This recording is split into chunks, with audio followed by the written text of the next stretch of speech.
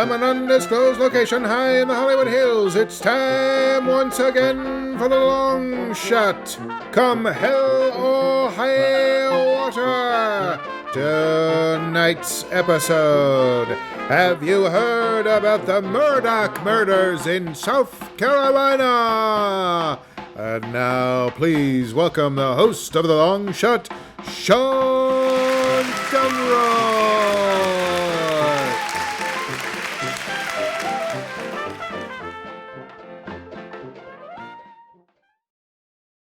Thank you. Thank you so very much. Welcome to The Long Shot. It is a podcast. I am your host.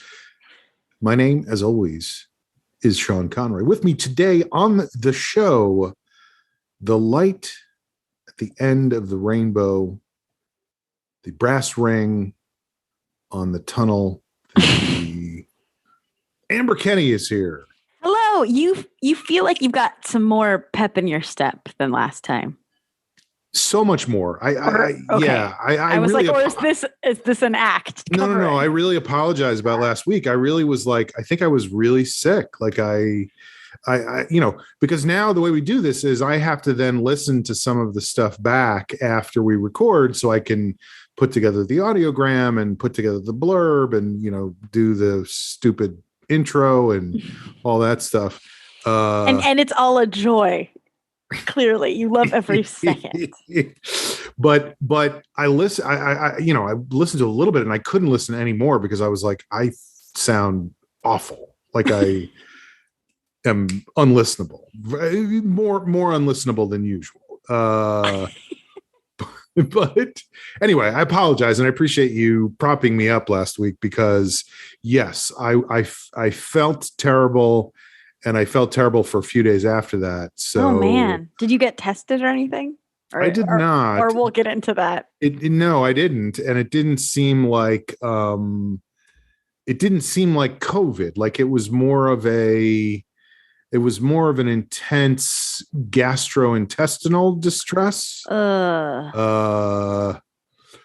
So, but more just like painful than anything else. Like not like it wasn't a Joe Wagner situation. You know what I mean? No, I don't. Well, just think about some of the story. Yeah, yes, it was I do. Now I'm on board. Yes, it took me a second. Say no more. It wasn't one of those things. It was just like I felt awful, and now I feel fine, or not fine. I mean, but more back like my normal like self. Yeah. Right. Status quo. The normal bad. Not. Yeah. So anyway, yeah. So, the first thing I wanted to mention, because this was very exciting to me when I saw this, I guess I saw it. It must have been on Twitter or something. But I just wanted to, because it always makes me think of you, and I have to decide whether to send it to you or not. I know what you're going to say. Yeah. Because 11 people sent it to me.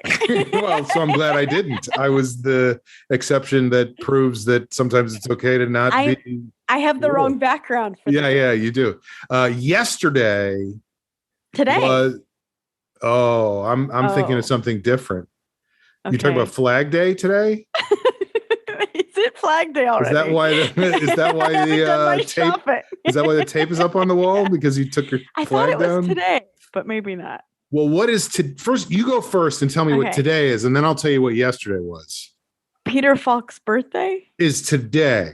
Yes. How old is he today? He's past. Yes, I'm aware. And I'm my sincerest apologies. Yes. Not apologies. I didn't kill him. I'm not apologizing. Do you keep counting the years? I think so. It's okay to say this would have been his. Then I have to look it up. Blah. Does that make me a bad He's got to be at least 65 by now, right? He's close to it. Okay, let me see. Is there a way we can find this out? There's no way. And this is the most compelling audio. I was telling a joke to a friend of mine last night on the phone. I was out walking in the neighborhood. My friend called and I was like, just just the way you and I do. Like I'm riffing in the moment. I'm doing a joke. Oh, it's so good. And he's on the phone with me and he's calling me for a reason I'll get into later. But he's like, and I say the punchline of the joke, whatever it is. It's not a great joke, but it's the punchline. It's over. It's done. And he goes, yeah. And I was like, you're not listening to me, are you? And he was like, no, I'm sorry. I was Googling something. And I'm like, that is the best, is when somebody is pretending to listen. Trying to listen to you and do math. So that's also a struggle. But he was born in 1927. So he'd be in his 90s. 94, I believe. This would have been his 94th. This would have been his 90. Let me go get my abacus. But it is today. Is today the 17th or the 16th? 16th. Then it is today. Okay. So today, a very, very... We spent 20 minutes just trying to figure out what day it is. What a very belated... That's a great question. Is it the 16th or the 17th? Margaret! Check the desk calendar. No. I haven't ripped off the pages in a couple of days. You're going to have to. I know onomatopoetic is a word. It's Thursday. Rip. I know rip is onomatopoetic. What a wild coincidence that onomatopoetic was the word of the day and rip is what you did with the... So yes, it's his birthday today.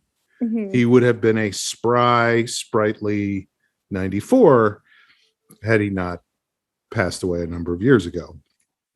But that's not what yesterday was. Well, no, shit. Because you can't have two birthdays. That's not how they work. You get one. Uno.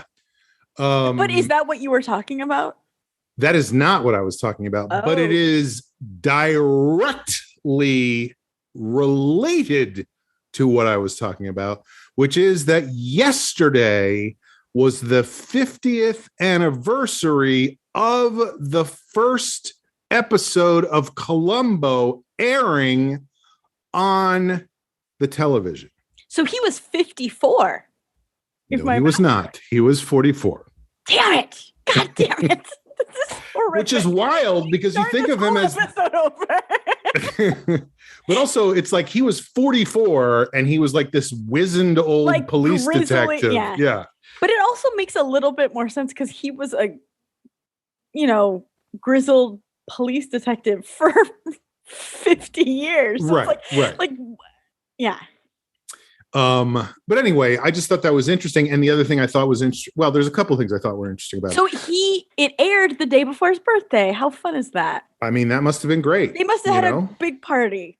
He must have been like, I finally got on TV,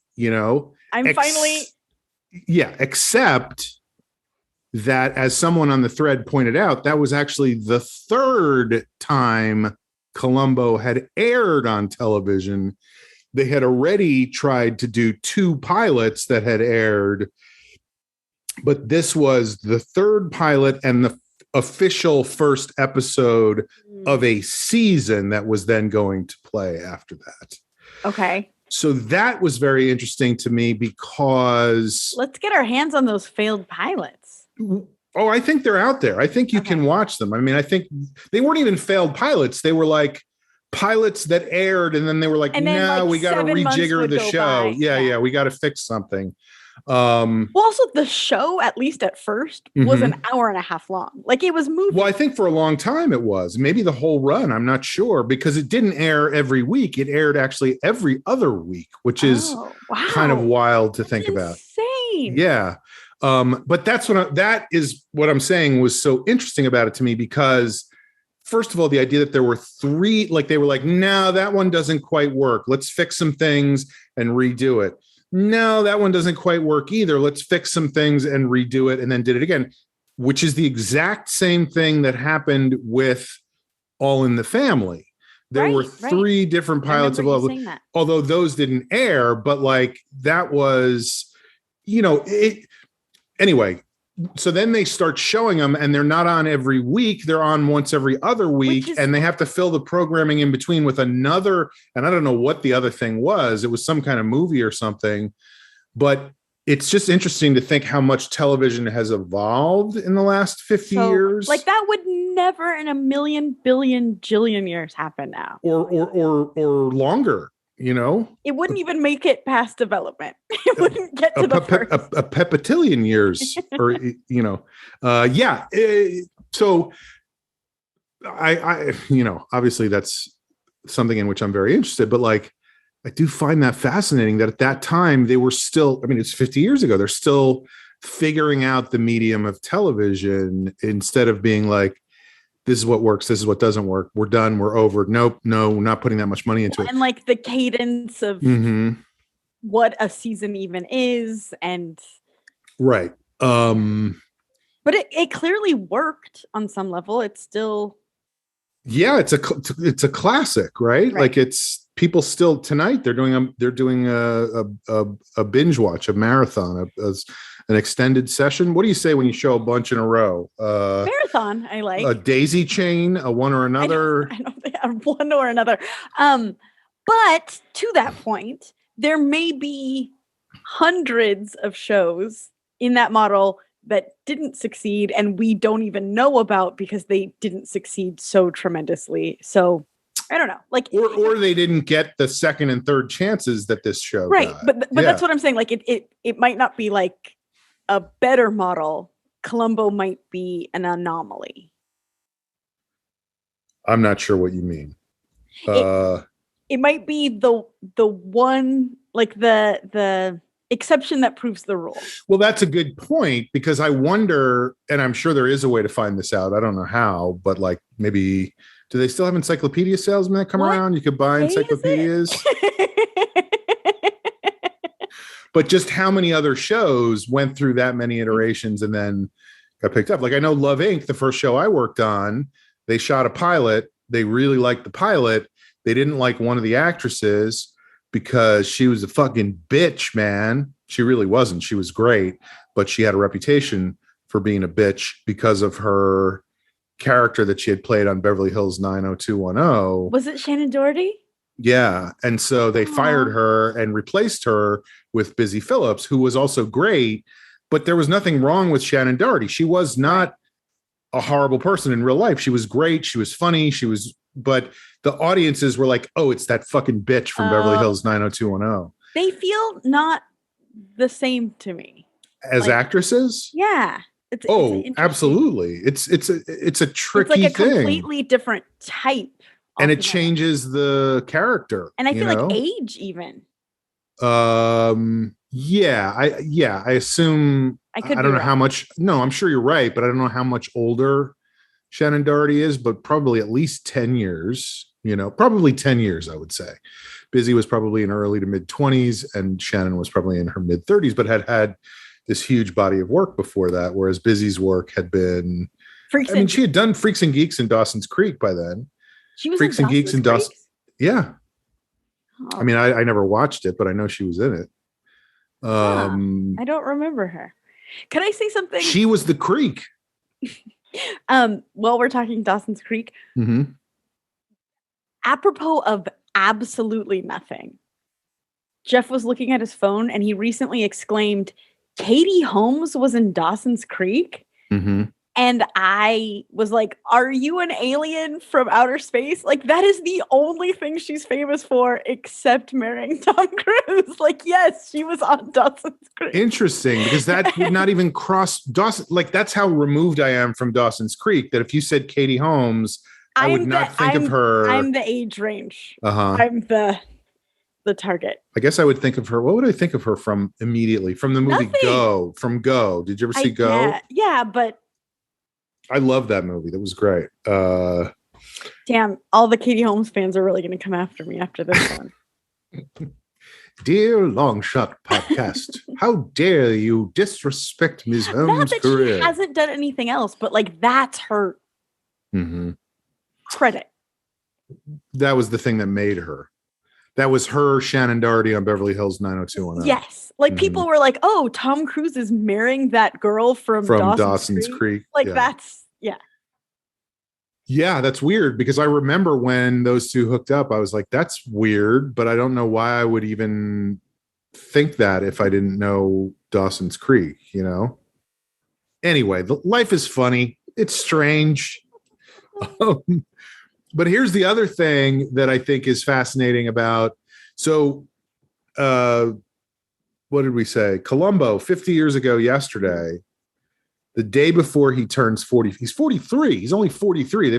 He's already done two other, like he's been doing this since he was probably in his late 30s. He's been doing Columbo. And Columbo is like a 90-year-old detective, which is funny on its own.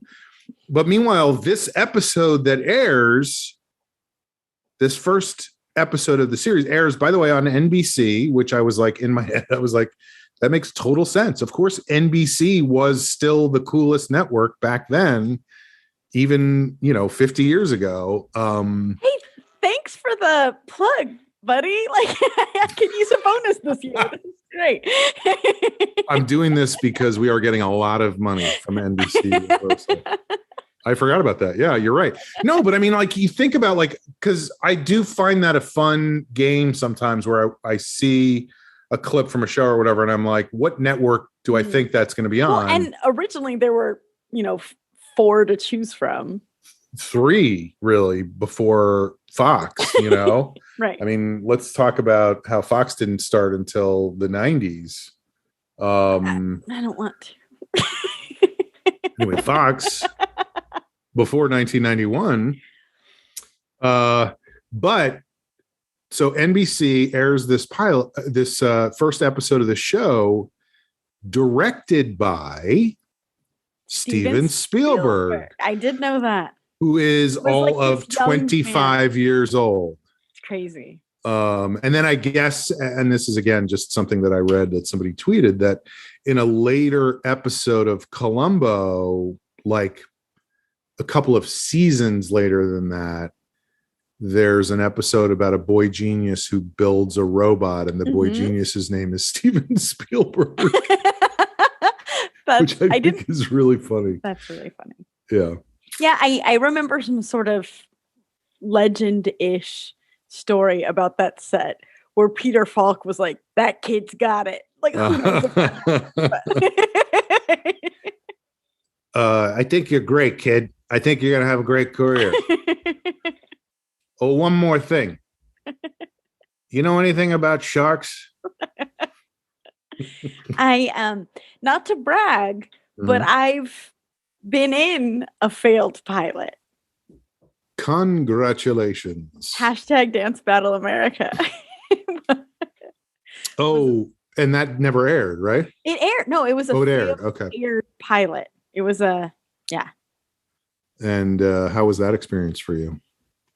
Wonderful. Well, it's a funny, I mean, we could talk about this for hours, but it's like the classic Hollywood thing of like, in the moment, you're like, this is it. My life's going to be completely different. And it wasn't. It never is, man. That's the thing. That's the thing that I have come to after 30 years in this business is there's moments where you think like, oh, here's the thing. And I wasn't even going to talk about this, but fuck it, man. Let's fucking cut loose. I actually posted about this on my Instagram today, but I've been cleaning out my apartment and finding all this shit. And I found a copy of an old alumni magazine from my college. And I think you probably already know this, but they did an article about me. This was in 2002. They did this whole article about me and my career and where it was going and stand up and improv and all this stuff. And the reason I thought it was funny was because the cover of that magazine, that alumni magazine, was Dr. Anthony Fauci, class of 62, which I had completely forgotten about that he was on there. So I found that yesterday and I was like, holy shit, Fauci's on the cover of the same. It's like we're connected somehow. Yeah, small world. I didn't even know that he was at that cocktail party when we had the release party for that thing. Like I didn't know who he was. The release party for an alumni magazine. The red carpet was popping. But, it's funny to read that article now, 19 years later, and think about where my head was at then and where it's at now, because that was right after I had gone to Aspen with my one-man show, and I had done Conan, and I had been briefly hired to co-host a show on VH1, which I was immediately fired from. But it was like, oh, I've made it. I'm in. And like, that's not true. You know, like there's never a moment where you're in, you know? So I think. Well, and I feel like even if you are in, you don't ever feel as though you are in. That's true, because I am in at this point, but I still don't feel like I'm in. This is, yeah. Yeah.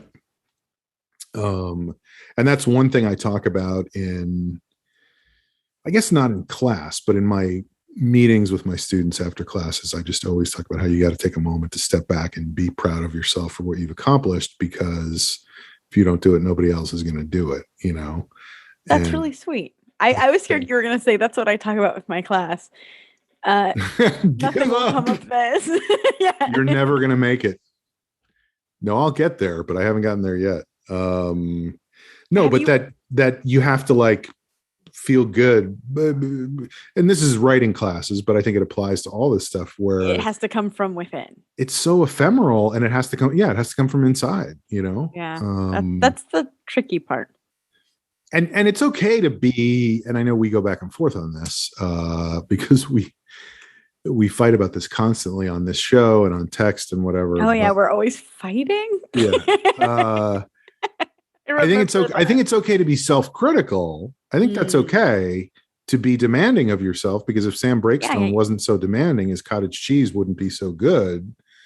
But you got to figure there were moments where Sam Breakstone took a step back and just took a big fucking honking spoonful of cottage cheese and was like, I got something here. I just got to keep going. It's good. No wonder, you know, what are you guys doing over there? Like he, you know, just for a moment, he was proud of himself. And then he was Eddie Pepitone.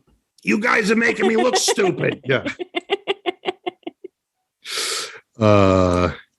So anyway, that was a funny thing to find yesterday. Oh, but here's what I was going to say. Here's my question to you is I feel like there was a time in this country not long ago, but sort of before, I guess, I don't know. I'm sort of making this up in my head, but it feels to me like before the internet really took off and before Twitter really took off and Facebook and everything, you know, the things that you find on social media. Yes. However you want to describe it.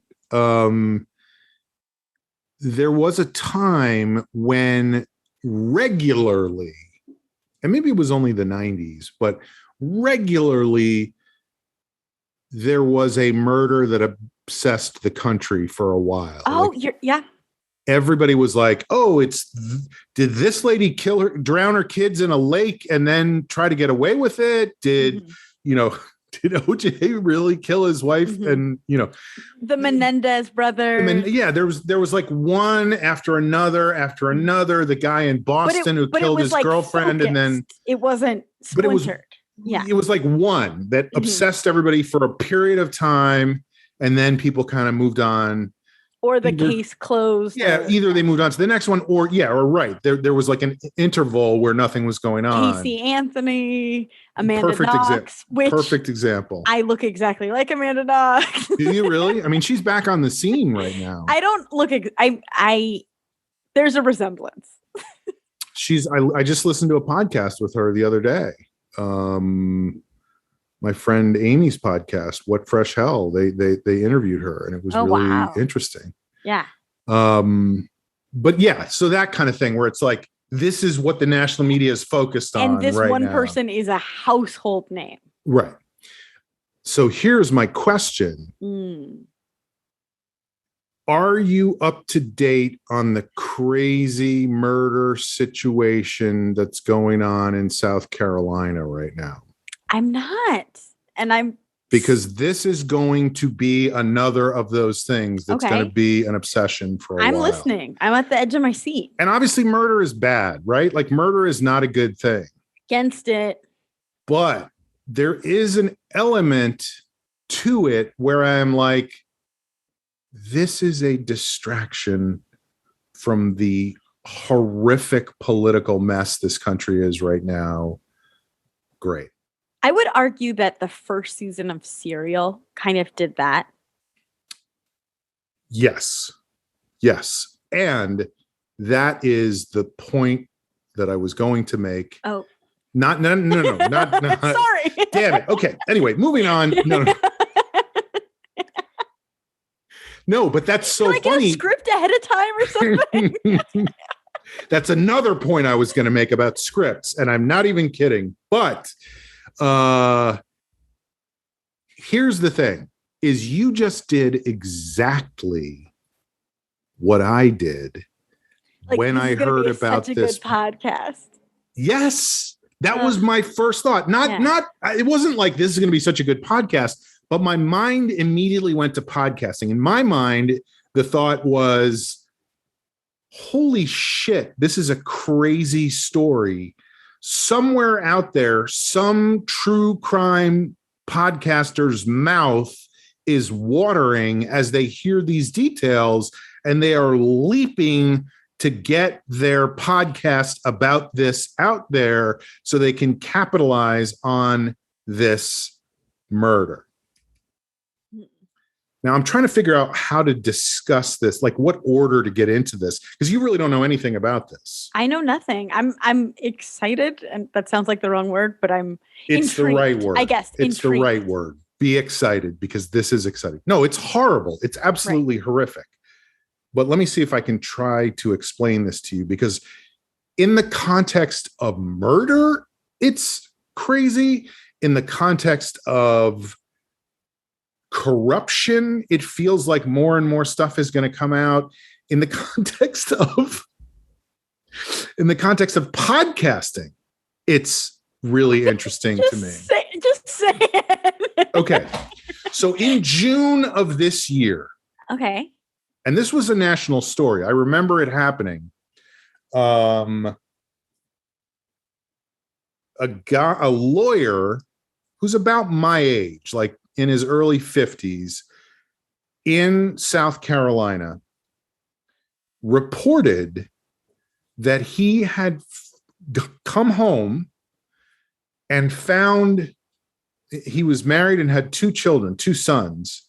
He had come home and found his wife and one of his sons murdered on his property. He has a huge property in South Carolina. It wasn't at the main house. It was at the hunting cabin, which is down by the swamp or some crazy. And then you go hunting cabin. That doesn't sound, but it's like the hunting cabin is like a mansion, basically, because these people are wealthy. So it was like, oh God, this poor guy, his wife and son were murdered.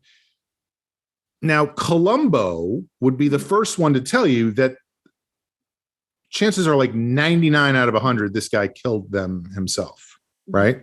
Right. I not just Columbo. I feel like people, statisticians. Anybody, yes. Yeah. Right.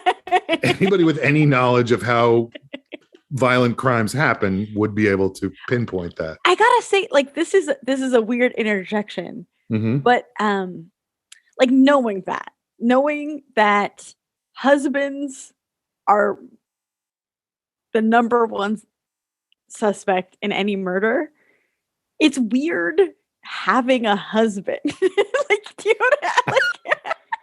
I don't know, like. I appreciate you getting down on your knee here on the Venice Boardwalk, and I do love you. But statistically speaking, you are the person most likely to kill me. Right. So I would think we shouldn't see each other anymore. No, and I trust him, but no. But you hear what I'm saying of like, absolutely. And I wish story you hear is about like how. Why would you ever get married? Right. Yeah. Anyway, you're just letting someone get close enough to you to murder you, to find you annoying enough that they're going to kill you at some point. Right. They might not. It doesn't happen in every case. Fingers crossed. But when it happens, that's who did it most of the time. It's basically like, let's have a ceremony to tie you to your murderer. In sickness and in health, unless you really piss me off, chances are I won't murder you. Yeah, no, you're absolutely right. Okay. So he's the suspect, right? But here's the twist. Where's the other son? What? No. I mean, believe me, this is going to blow your fucking mind. Is this going to be like 9 hours? Like, should I clear my schedule? Yes. Are we doing the murder podcast? Taking it. Well, no, we're not. But I want to talk about that too. Because, well, whatever. I don't want to get ahead of myself. So one of them was shot with a hunting rifle and the other one was shot with a shotgun. That's weird. So it's probably not the husband, right? Because why would he use two different weapons if he was going to, like, immediately it feels like home invasion, multiple people. Or somebody going, what would make it look more like a home invasion? Or what's going to make it more difficult for people to figure out what happened? Okay. So this happens in June. Okay. When these people are killed, and this part I remember as well, it comes out that 2 years prior to this, the son was in a boating accident. The one that was killed. Okay. Was in a boating accident. He was out.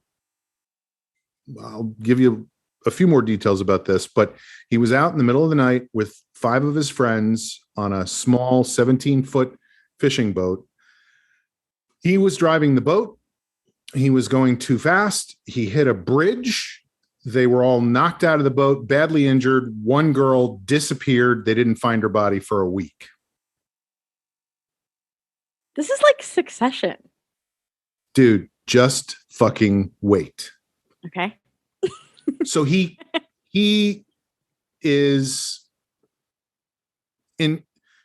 also turns out was very drunk while he was doing this. Okay. We don't really know yet. And part of this is like, I'm reconstructing this having listened to all these podcasts in the last 2 days. So I don't know who knows what at what time, Right. Now we know he was wasted out of his mind. But at the time it was like, we think he may have been under the influence. We're not sure. We didn't breathalyze him. We didn't really interview him. We don't have any. So here's the other. You can't even say kicker because this whole story is just kicker after kicker after kicker. It's like Garo Yepremian, and Scott Norwood. Deliver.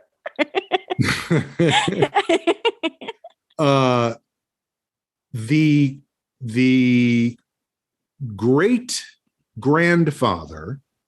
Okay.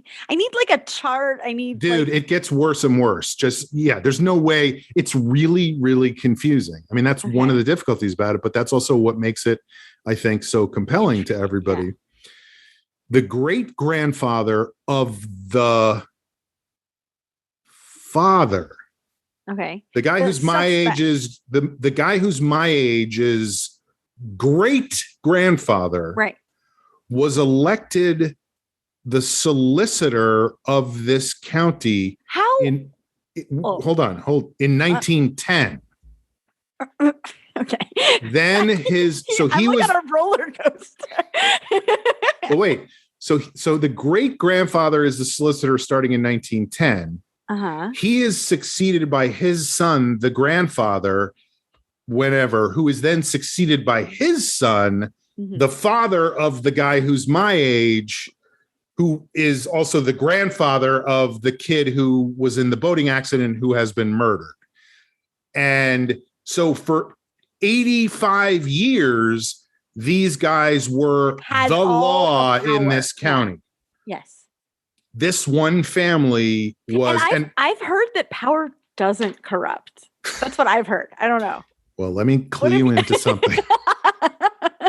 Let me explain something. I appreciate your naivete. What?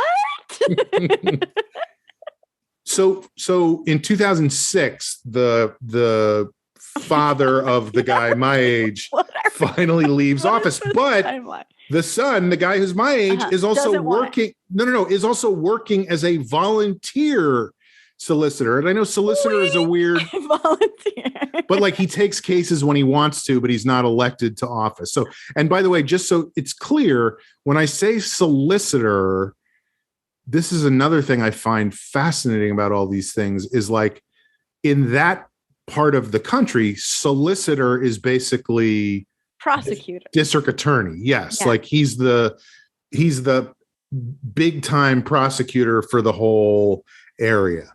So these guys have been the prosecutors for every crime for 100 years, basically. And so this kid didn't get in trouble, I'm guessing. He gets charged. He pleads not. I'm trying to remember he gets charged. He pleads not guilty, never spends a day in jail. Of course not. Then is murdered, so there's no way to prosecute him anymore. Oh, wait. No, it took that long. I think it took that long to get to I need the timeline. Trial. Right. It was 2 years later, but like he was still dealing with going to trial and stuff or something. Right. Well, I don't think it ever even went to trial. Oh wow. Which is a speedy right. Which is a problem, I think, is like, why was this never prosecuted? Like he was definitely charged and pled not guilty. Okay. So this all happens in June, except for the part that happened 2 years before that. It doesn't happen in June. The murder happens in June. Right. The other stuff comes out then. Right. About a week ago, it comes out. September 2021. September 2021. So now it's been 2 months since the murders happened? No, 3. 3 months.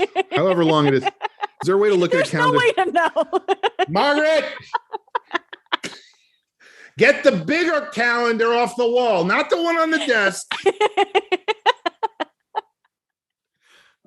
So 3 months have gone by. Uh-huh. Now this guy is back in the news.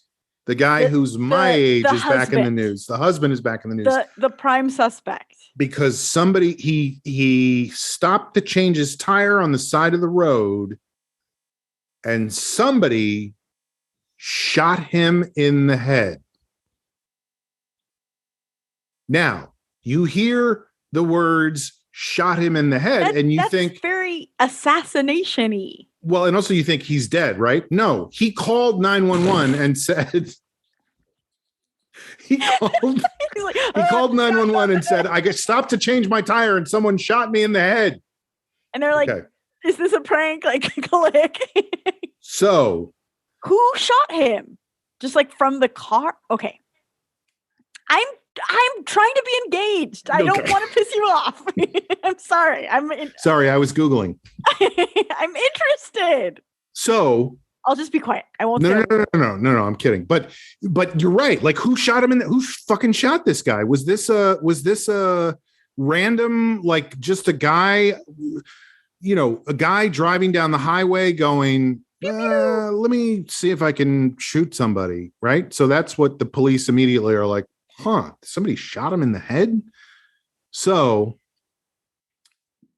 as he's dealing with the repercussions of being shot in the head, I would imagine. I think he went to urgent care. He went to a holistic healer. He went to his chiropractor.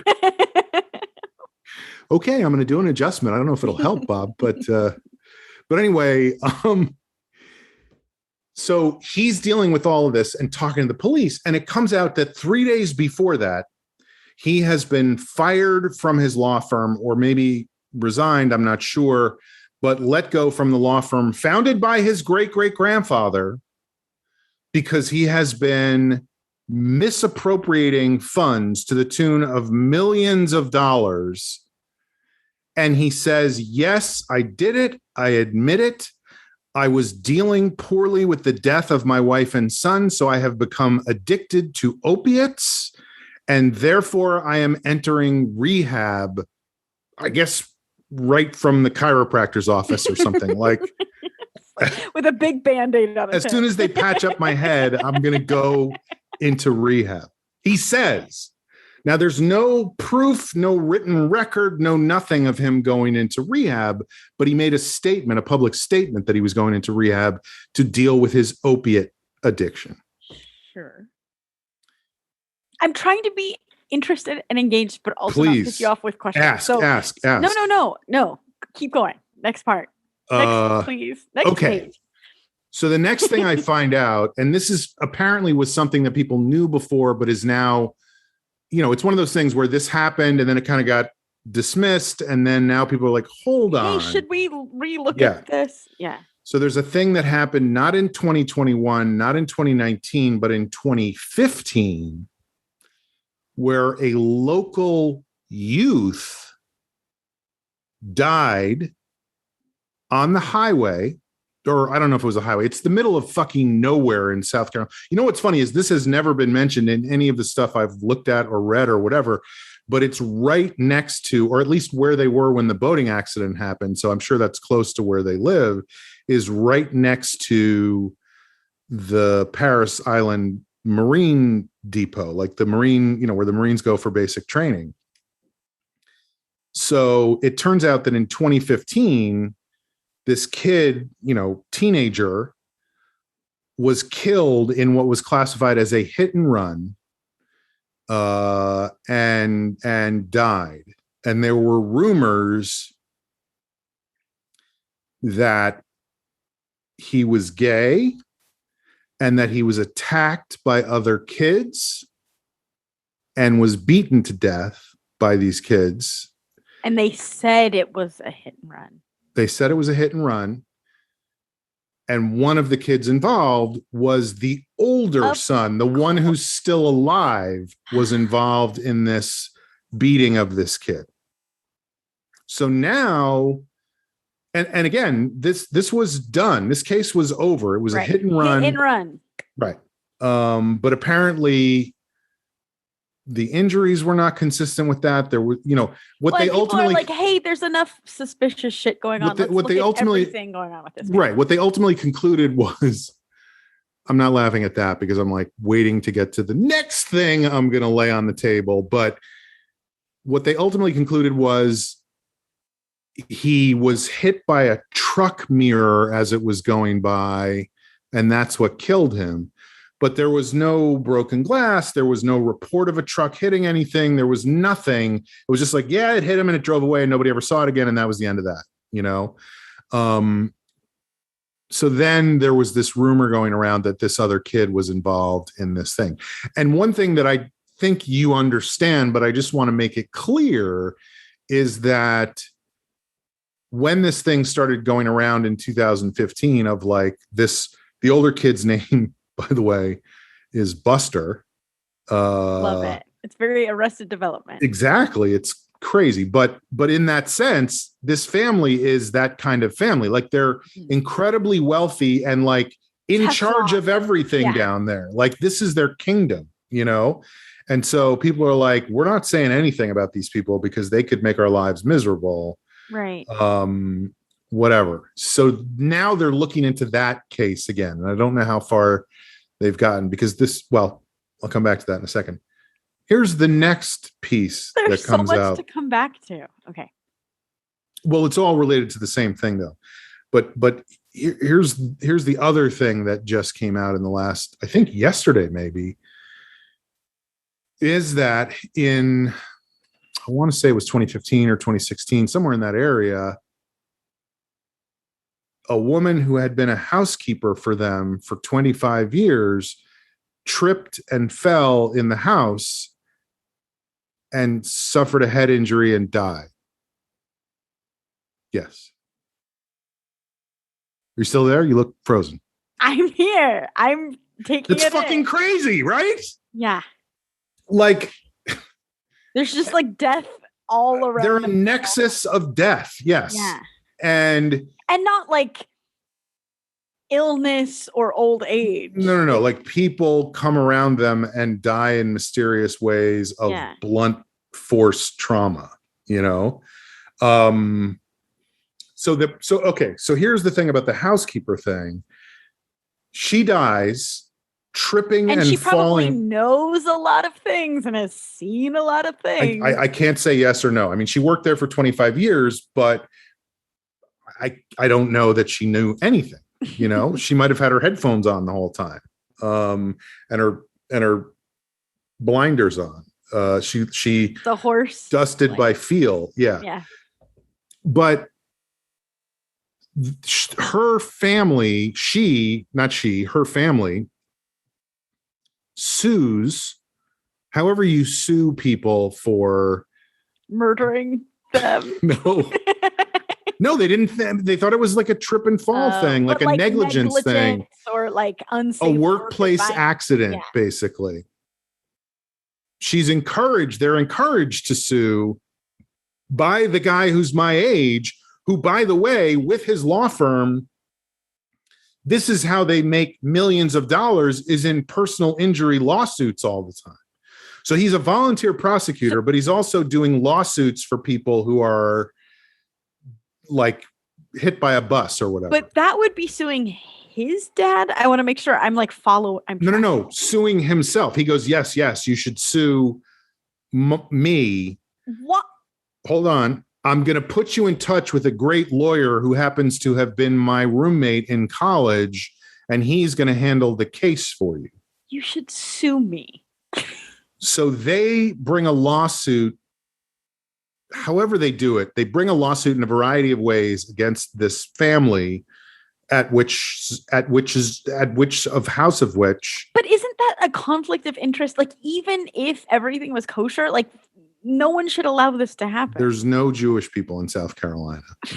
But you know what I'm saying? Like, of course, it makes no sense.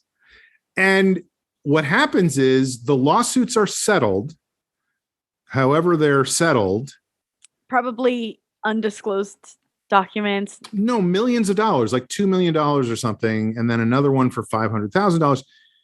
The family never gets any of the money or hears anything about the settlements until the last few days. It all comes out in the papers that this settlement was done a few years ago and it was all taken care of. And then they're like, wait, what happened? We didn't get a check. We got nothing from this. So what the fuck happened? So, like I said, Serial set the tone, but there's somebody out there who's going, I think it's you, my friend. No, you're wrong, because this is what happened. That was my first thought, was like, oh man, somebody's going to do this and it's going to be me. No. But then I turn on CNN last night and it's just the very end of a segment. You know, the Chiron says Murdoch murders South Carolina, and Chris Cuomo is going, well, that's a very interesting story. And you can check out Mark's podcast about all this stuff. Go find it, whatever. And I was like, see, already that's the guy. Like, that's the guy. So this is the part where it's not really about the murders. It's interesting to me about the podcast thing. Is then I'm like, okay, I want to go see what this guy's podcast is like. So I listened to the first couple of episodes of this guy's podcast. And it would be as if you and I right now shifted gears and were like, you know what? Let's fucking make this podcast about the murders. We don't have any scripts. We don't have facts in front of us. We have nothing. We're just going to talk about it. We don't know what day it is. It was hilarious. Like, I was like, what are they doing? Like, no research involved. They were misstating. They were like contradicting themselves and misstating things. And the guy was like, it was a man and a woman. This is gonna be delightful to you, but it was a man and a woman, and he kind of just kept cutting her off and asking her questions that he already knew the answers to and wanted wanted her to give him the right answer. You know, like let me ask you this. But like, it was crazy. And he literally said, okay, so here, there's a million things about this, but one thing to me was like, oh, somebody is probably out there starting a podcast about this. Mm-hmm. Wrong. Hundreds of thousands of people are starting a podcast. No. But this guy had started the podcast in June when the murders happened. Smart. He was already like, act together. this seems fucked up. I'm going to do a podcast about it. And so I am sure that as each of these twists happened over the course of the last few days, he was like, yes. You know what I mean? Like it just gets weirder and weirder. He bet on the right horse. Exactly. Except his money is counterfeit because the show was so bad, you know? And so, of course, I listened to them. Keeps being a roller coaster. I listened to them, and then I went to iTunes, and I was like, I can't be the only one. And there's a lot of reviews. I mean, there's some good reviews on iTunes, but then there's a lot that are just like, what the fuck is wrong with these people? Like, like make a script, like know what you're talking about. Like, literally, there was a moment in the podcast where, because now I'm up to date on reading a couple articles and stuff, and I'm like, I know that this kid pled not guilty when he was charged with driving this boat under the influence in 2019. And then the charges just kind of went away. And so this guy's talking on the podcast and he goes, and so then he pled guilty and then blah, blah, blah, blah, blah. And I was like, wait a minute. That's not true. Am I messing something up? What's happening? So 10 minutes later, because they don't have a script, he's repeating the same facts. And he goes, so that's when he pled not guilty. And, I'm just like, what are you doing? And I should say, not to his credit, but at least they were self-aware. He said at the beginning of the first episode that I listened to, which was episode 1, it was labeled episode 1. He was like, so glad you guys have all been listening to the podcast, and I'm really delighted by all the feedback and maybe whatever. It was like a Columbo situation where he had like 3 pilots. It was because what had happened was they had recorded a first episode and it was so all over the place and so bad, and they took so much shit for it that in this first episode, he was like, I just wanted to, it seems like we were being a little confusing and we weren't like, everybody wasn't really getting the story. So we wanted to just start over and make sure we were being clear about all this stuff. Oh my God. So, and then in one of the reviews, I saw a thing that said, it feels like they're just stealing all the research that other lady is doing. So I'm like, hold on, let me go check out this other podcast, which I did. And of the two, the other one was a million times better. And it's done by a reporter. I don't know who she's a reporter for, but some paper down there in the South.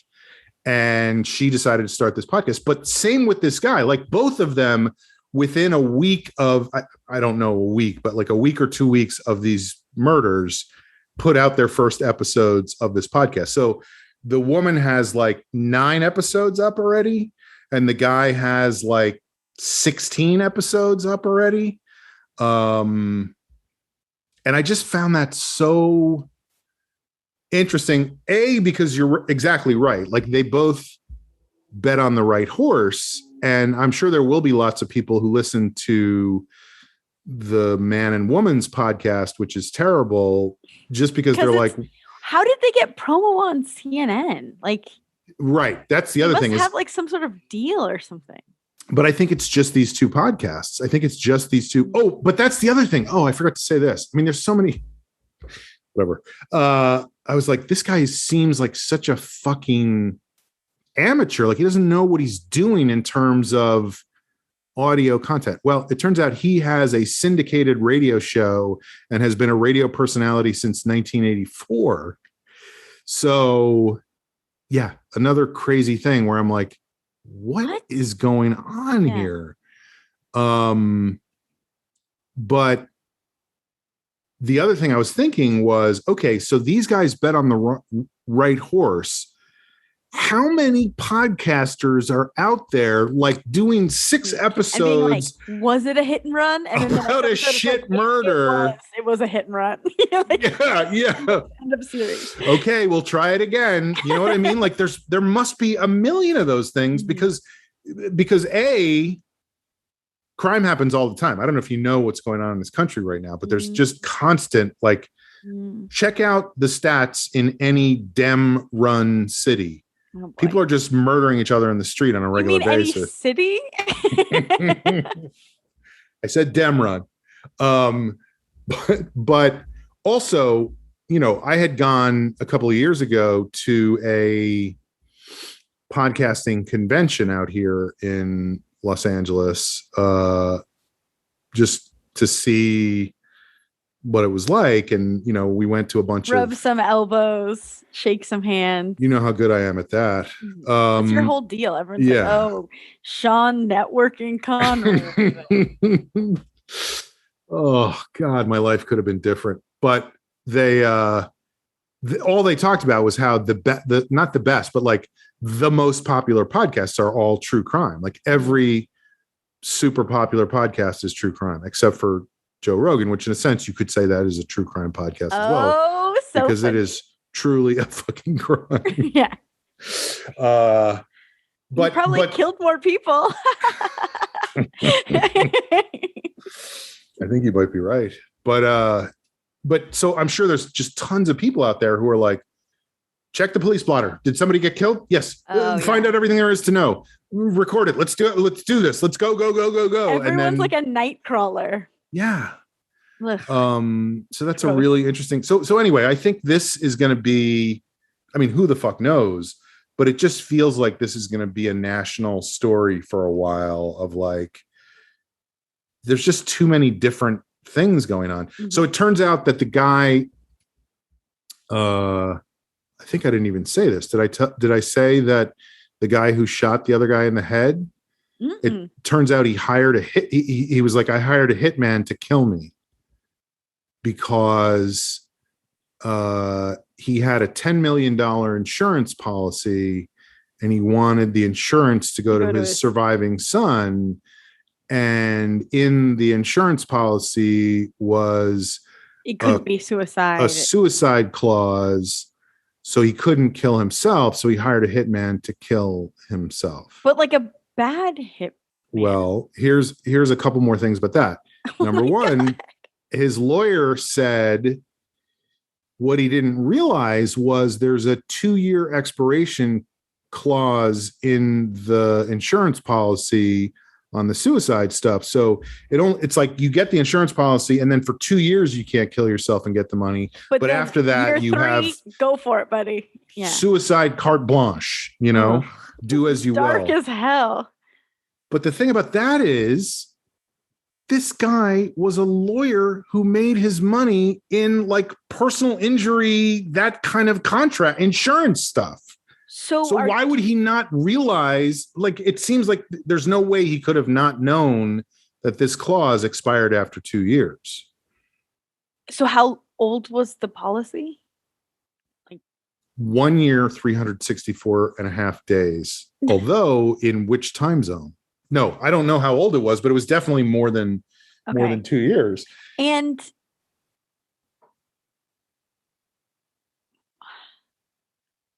did they like find the hitman? I'm glad you asked. They did.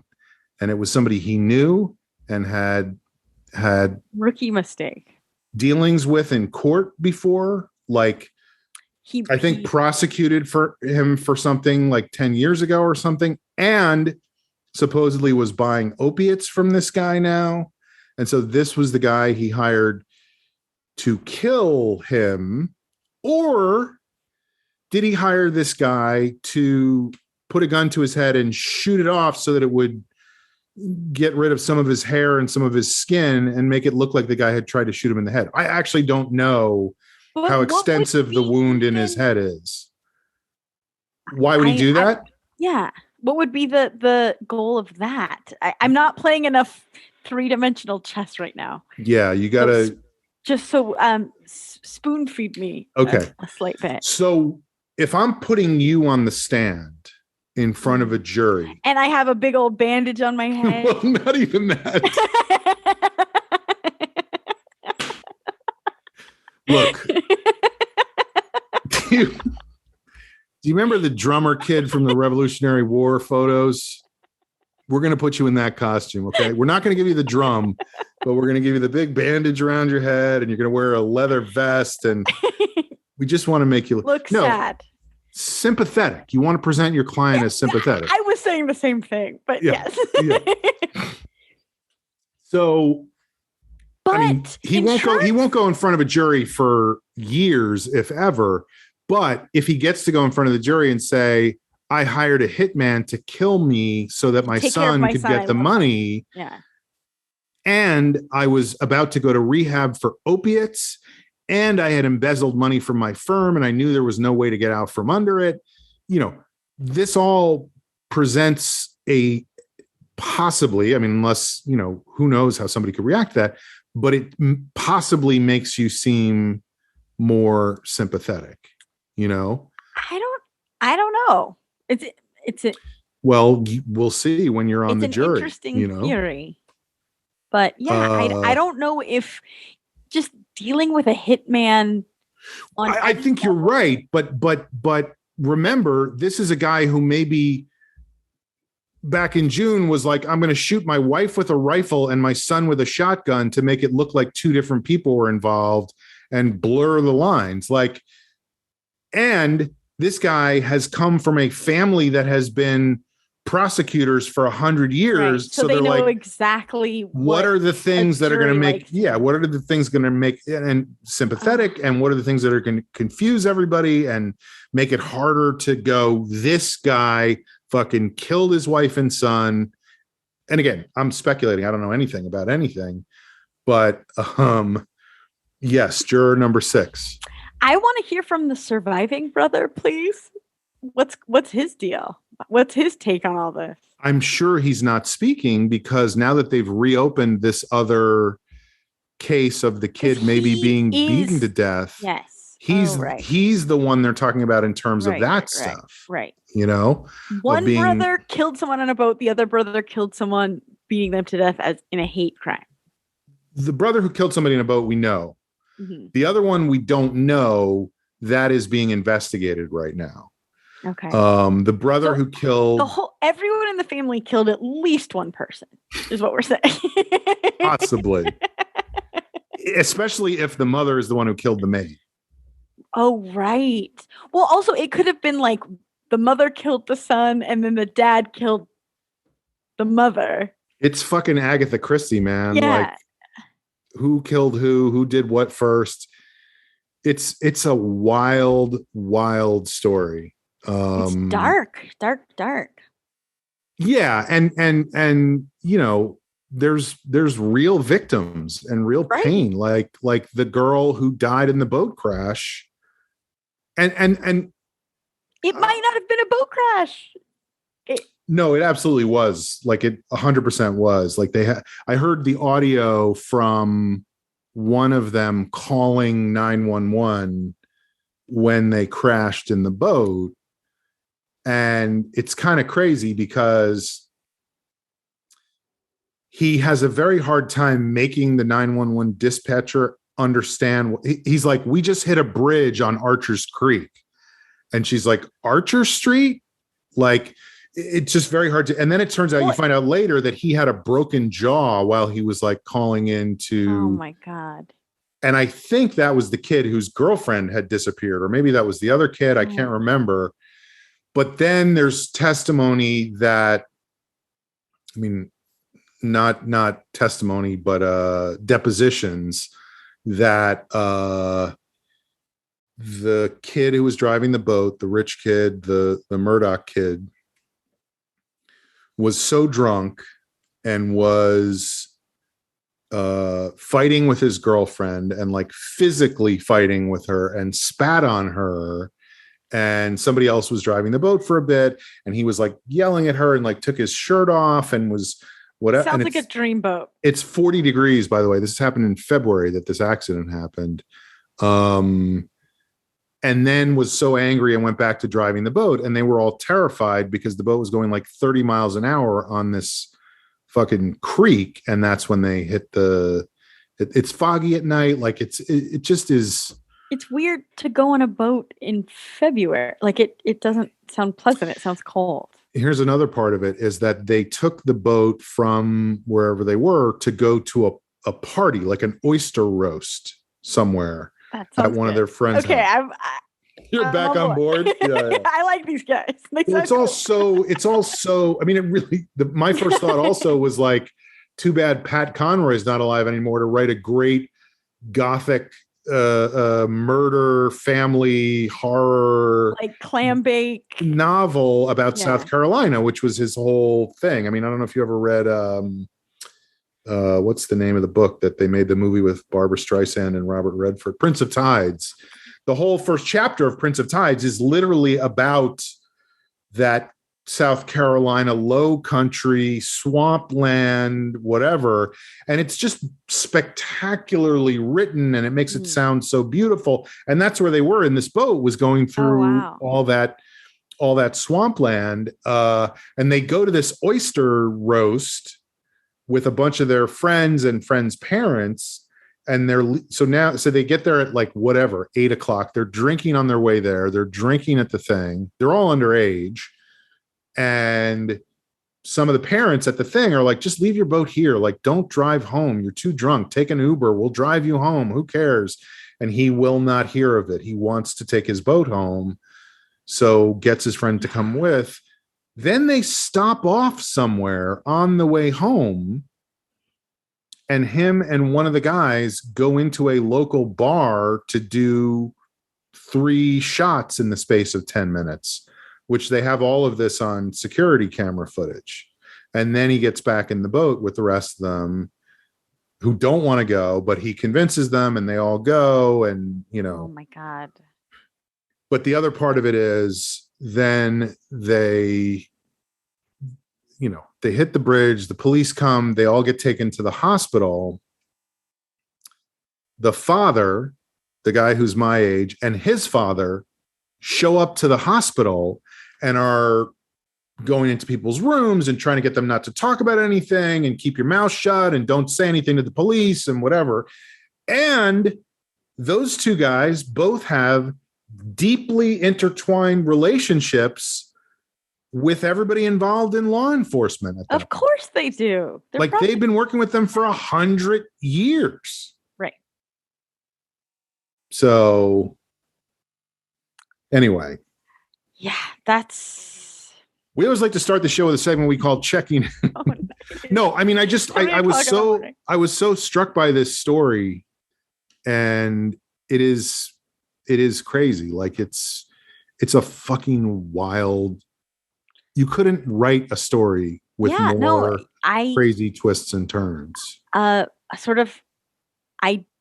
I'm not proud of it because it feels very basic and it feels very base. But I am a fan of true crime. I've been avoiding it a little bit more recently because it doesn't feel like a great mental health thing to be like rattling around in my subconscious that everyone around me is a murderer or could be a murderer. Like it's not a great way to. You're married. I'd be careful. Exactly. Watch your step. Husbands are scary. But on some level, like it's always been kind of a dream. I mean, I love Columbo. I love detectives. I love mysteries. I love trying to figure something out. And so I think true crime kind of fits nicely in there. Anyway, point is, I think you accidentally forced me into having a true crime podcast, even if it's only for 1 episode. And thank you so much. So let me just tell you that if I were you, I would listen to the Murdoch Murders with Mandy Matney. Okay. Which is the reporter who's doing this. And I would skip the Murdoch Family Murders, Import of Influence with Mark Harris and Seton Tucker, because those are the ones. And to be fair, I only listened to the first 2 episodes and they were fucking wildly all over the place. So maybe they got their shit together and fixed it, but I'm guessing probably not. Right. I don't have high hopes. Like, this is why I say it would be like if you and I decided to just start doing this murder podcast right now without any research, or like if I knew even less than I know right now. Literally what we're doing right now, where I'm like, oh, was he a guy? And you're like, yes, he was a guy. We're gonna get there. but even less and even more all over. Like I would know even less and I would be even more all over the place. Like perfect. they were saying things like the crime happened at this time, and then he was indicted 2 months later. Wait, is that normal? I don't know if that's normal or not. We should talk to a cop, because it could be that you don't like. It could be that it usually takes that long. That might be the normal, right? And there were so many things that came up. Like, we should talk to somebody who knows that. We need to talk to an attorney. Like a note to self. Yeah, it was just so wild. Anyway, yeah, I think you should listen to it. It's okay. It's kind of you're talking about how it's like not a good place to have that stuff rattling around in your head. To me, it has been a delightful distraction from so many other things, and I obviously use delightful in quotes because it's horrific. Right. But you're not thinking about this. Right, you're thinking about this. Right. So, and like I said, there are, I think, 16 episodes of the Murdoch family murders import of influence, which you don't recommend. But I'm goddamn sure going to listen to all of them. And then 9 episodes of the Murdoch murders with Mandy Matney, which I also find delightful that her name is Mandy Matney. It's like, that can't be her real name, right? Like, that's the name she chose when she became a newscaster, was like, hey, everybody, it's Mandy Matney from downtown. We're opening a mall today. And as you can see, the John Lewis High School Marching Band is here to kick off the festivities. Well, and do you think she waited to have a podcast till it was like perfect? Like, she was like, no, not the Coleman killings. It needs to be like, it needs to be, Well, here's the thing. I think she was connected to this case before. Like, I think her connection comes from the kid who was killed on the road. Like his name is Stephen Smith, but yes, the hit and run that maybe wasn't a hit and run. And I think she connected. She was like, what is this? Like, and she connected to the family, the mother of that kid. So let's just do timeline of murders for me. Yeah. It's hit and run. I think 2015. No, I don't care about order. Yeah. I'm not sure about hit and run and housekeeper, which came first, chicken or egg, but I would guess. Yeah. Hit and run housekeeper, because the housekeeper knew something about the hit and run. Mm-hmm. That's a good theory. Boat, which was a couple of years later. Right. Then the hunting mansion incident, and then the shooting in the head. Yes. Did I get it? Yes. Okay, great. Yes. And I think that it'll be interesting to see, because if you're right, because who knows if you're right. I know zero things. And right. But your theory, I know. But your theory that the housekeeper was killed because she knew something about the hit and run, I'll just be interested to see if that's a theory that comes up as I listen to these podcasts that have been coming out every week for the last, since 3 June months. to now. Okay, 3 months. So, but yeah, I mean, I'm just going to see like which of them have those theories. Also, I feel like I haven't listened to enough true crime podcasts, but I'm sort of interested in how much of it is just about like, we think this is what happened, versus here's the police report, here's the thing, here's the audio clip, here's the redacted whatever, I'm sure it varies, but like the reputable ones, the serials, the ones that are like tied to NPR and sort of need at least an ounce of credibility. Mm-hmm. What they do is they present everything, and then you're like, great, like, so what happened? And then they're like, truth is elusive. Like the ultimate outcome is that nobody knows, and it's like it's frustrating. It's accurate, and it's a great way. It is good storytelling because it is how the story plays out, and it's a way to not accuse someone unnecessarily, but it is frustrating from like a storytelling. But you're saying that they're just laying out the facts. They're not going like, we think this is what happened. They're just going. Well, they frame it like there'll be episodes where you can tell like, oh, they're targeting this person. What I'm saying is it always wraps up with there's no way to know what the truth is. Mm-hmm. Only one person knows and they're not alive to tell it. Or, like some poetic, frustrating thing. And then the producer goes, I'm right here. I know. So you're left to make your own theory, which is probably actually good for like the conversation of it all. Yeah. So go ahead. Sorry. No, please. Tiger King. This is so long ago, but it made me laugh because I watched that whole docuseries because it was the law at the beginning of the lockdown. It was the thing. Yeah. Yeah, it was you had to. You just had to. You couldn't explain it. But I was talking to somebody from work in a call and they were like, I have a theory about that show. And I was like, great, would love to hear it. And then she proceeded to be like, I think, and said the thesis of the film. Like, and I was like, yeah, that's what they want you to think. Like, that's not a cool theory. What are you talking about? Do you know what I'm saying though? Where it's like, you don't have a hot take. You were spoon-fed that. Welcome to America 2021. Something makes me tell you what's really going on. Yeah. But said it really so like conspiratorial. Yeah.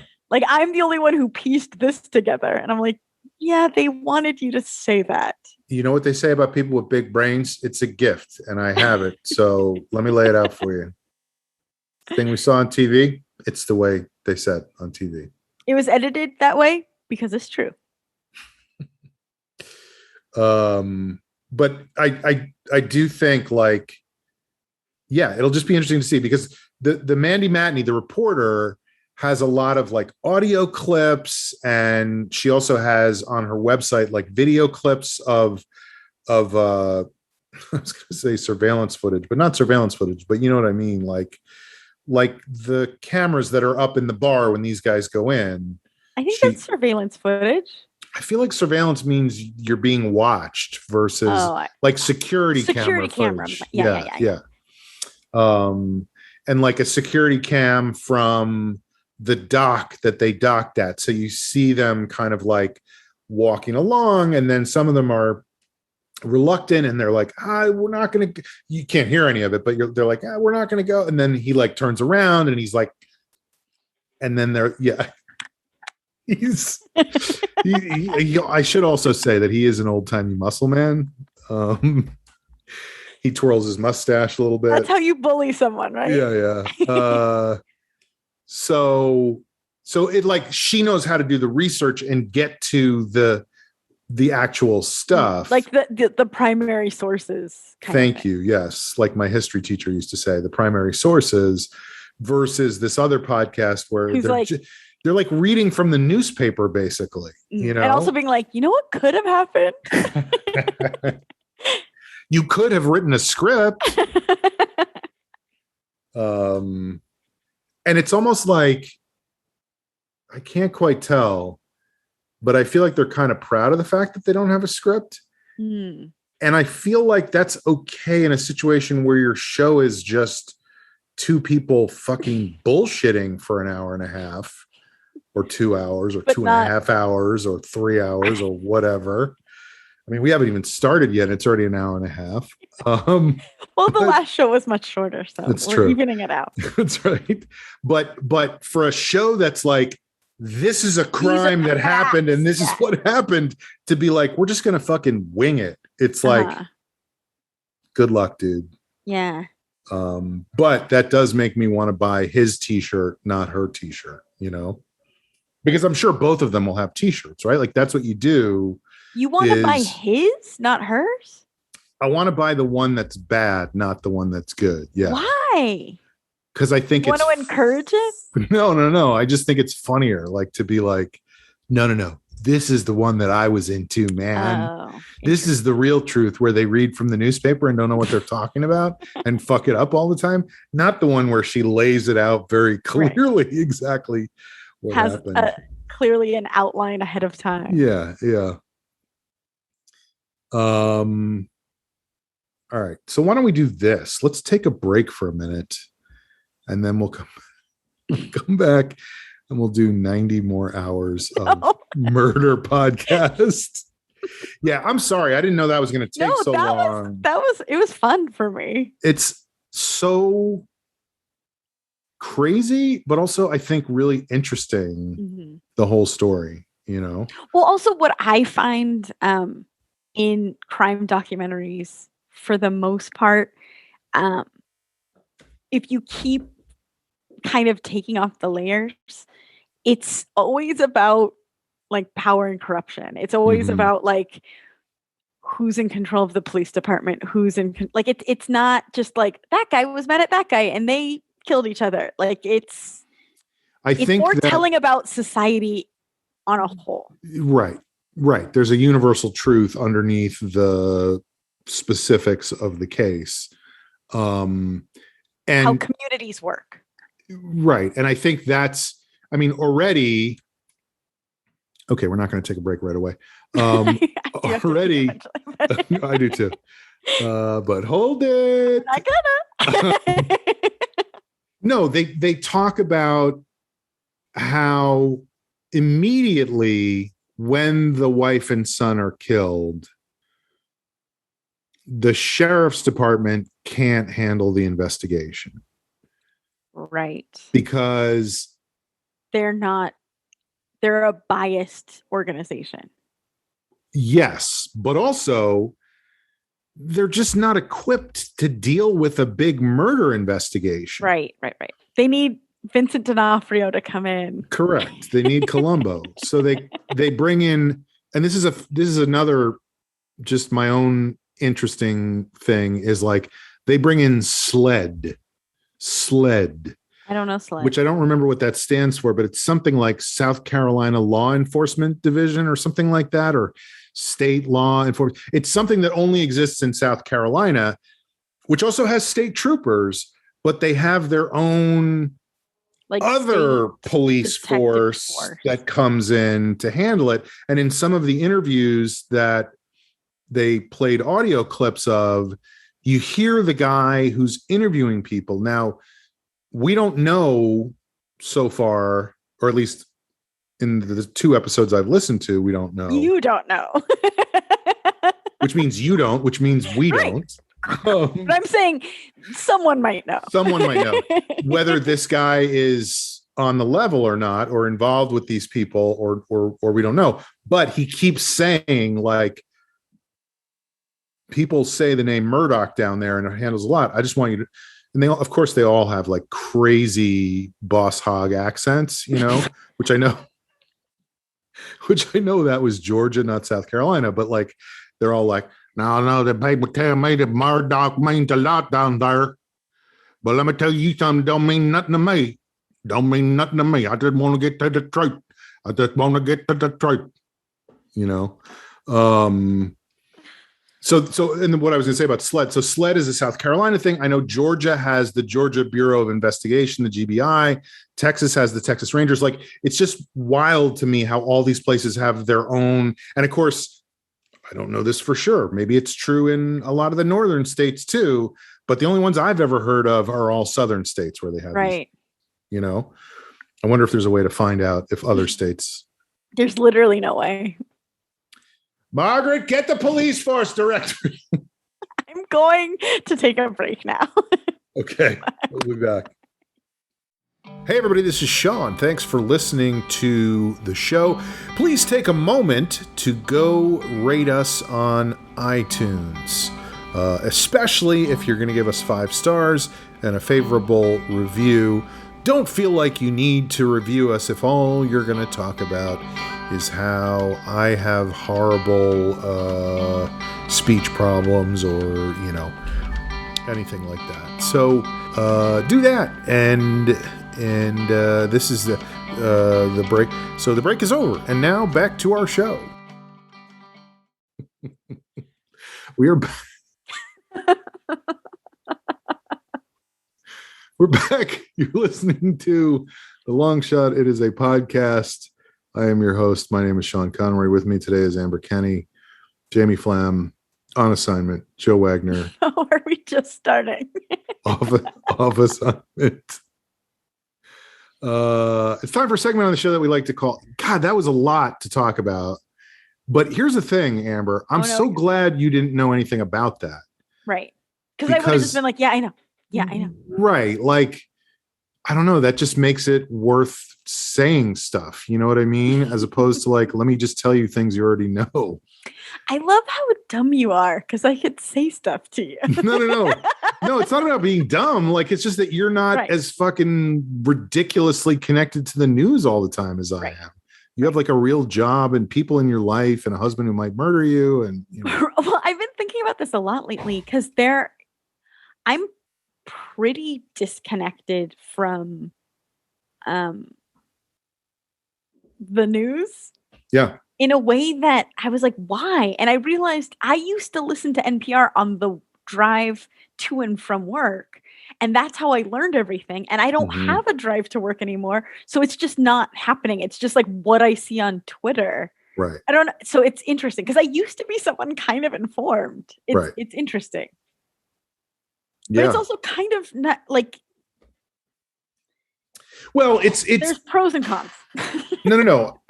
And we are also now in a time, as awful as so many things are, it's not like the last 4 years where every day there was some fucking insane crisis that you had to be like, what the fuck is happening right now? Right.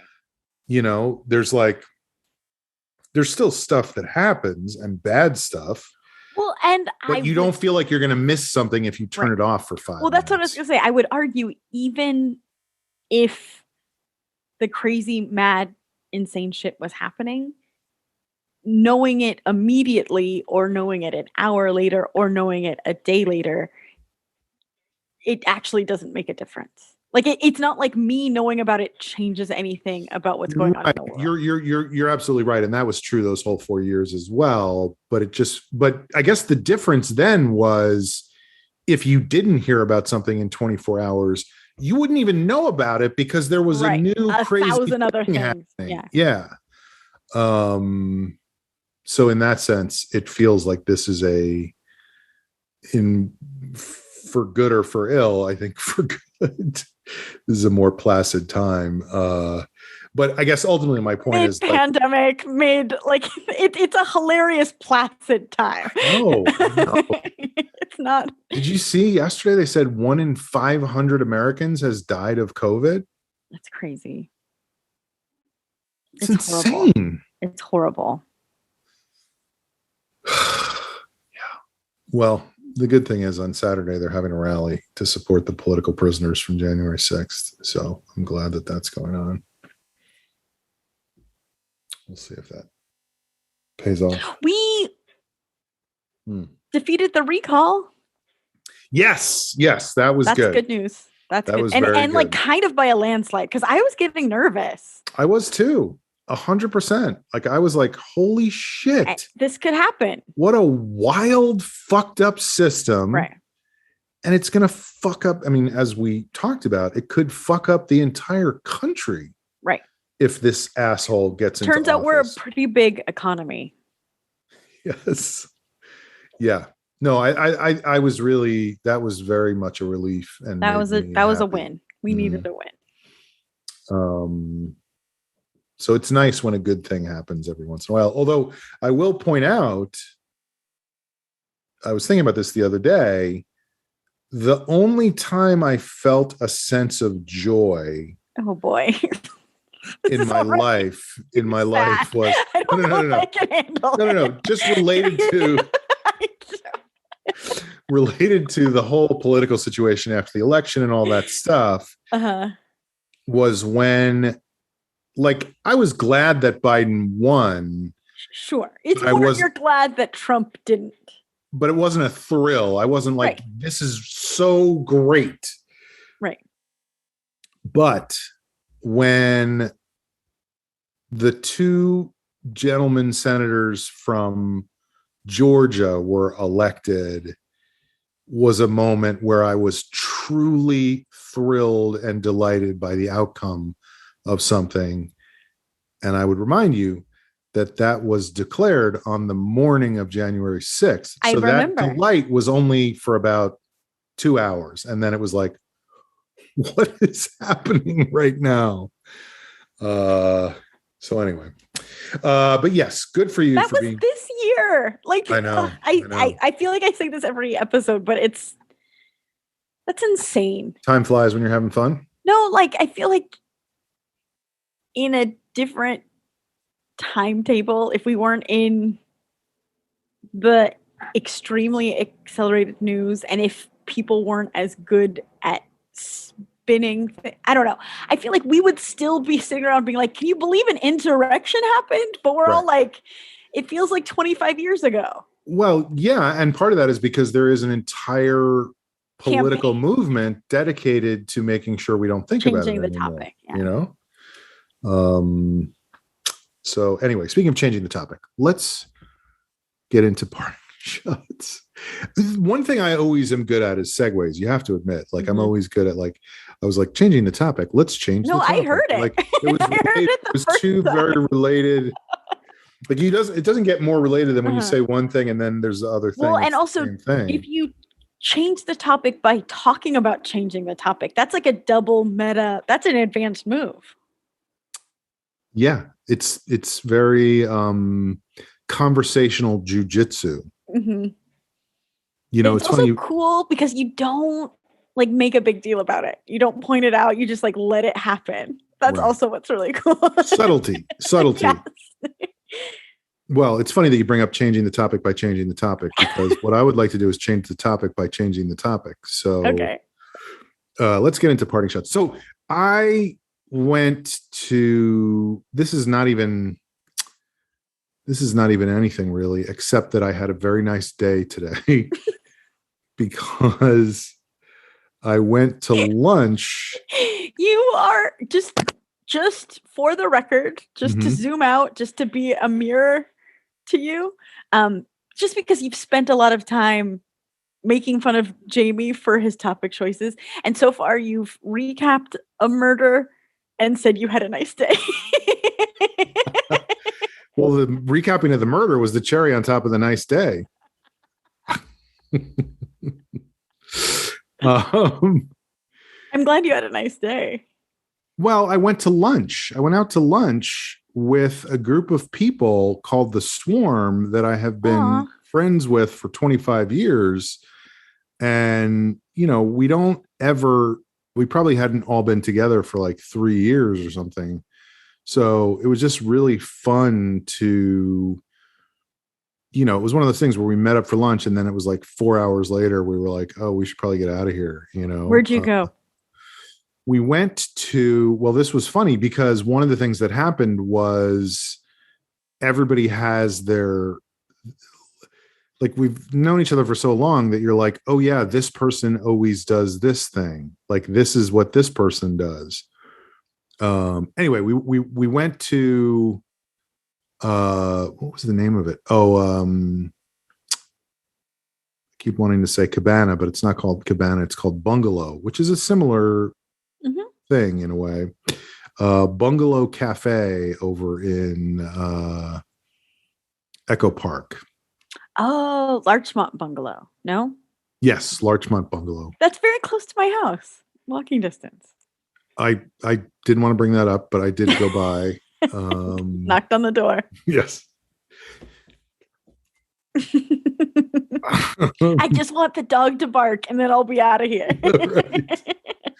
But it was just like, I mean, obviously this is a time where I have felt at times very isolated and very disconnected from people. And so to be able to be in the same physical space and just talk and do bits and whatever for hours at a time was very pleasant and needed, probably. yeah oh yeah absolutely. And yeah, it was just really, it was great, you know. And like I said, it's just funny when everybody does exactly the things they've always done, where you're like, oh, of course, that's what, you know. It took us 20 minutes to decide where we were going to sit. And this is after like 2 weeks of deciding where we were going to eat. And like the place that we got to eat, let me give you an example of how these things go. So somebody said, let's eat at this place. And then another person goes, nah, I hate that place. Well, no. But no, that was not the initial problem. The initial problem was nobody wants to put anything out there because everybody else is going to do exactly what you said, which is go, right. No, you fucking asshole. So first it was like, where does everybody want to go? I'm not going to say anything. I'm not going to say anything. Silence. Yeah. How about if we go to this place? You guys are going to love it. It's the best. It's whatever. Now, you do have to have your vaccine card to get in there, but oh my God, I don't know where my fucking vaccine card is. Let's not, whatever. Finally, we figure out like, oh yeah, everybody has their vaccine cards. We're going to go to this place. And the person who suggested the place we were going to go to, after everybody had settled on the place and the time and day, was like, I forgot that it's, what is today? Yom Kippur? Or like, what's the... It is. Yes. Yeah. I forgot it's Yom Kippur and I always fast on Yom Kippur. So can we do it on this other day? Is that okay if we do it on this different day? And I was just like, oh my God. And then 2 hours later, the same person wrote again and said, never mind. I'll fast on the day before. And then that day I'll be able to eat at this place. So, this goes back to something I mentioned earlier, which was this person called me in the middle of the night last night because he was like, it's a Jewish restaurant. They're not going to be open tomorrow. Like, be closed. So we have to figure out a new restaurant for 12 hours from now when we're going to meet for lunch. And I just thought that was hilarious of like, he was so focused on Yom Kippur, but then was like, let's meet at this Jewish restaurant. So then he suggested a couple of other places, which is what he was Googling when I said the punchline of the joke I was talking to him on the phone about. And he sent out a text and an email to everybody saying, what about this place? What about this place? And like, there are people, and I count myself among them. I mean, as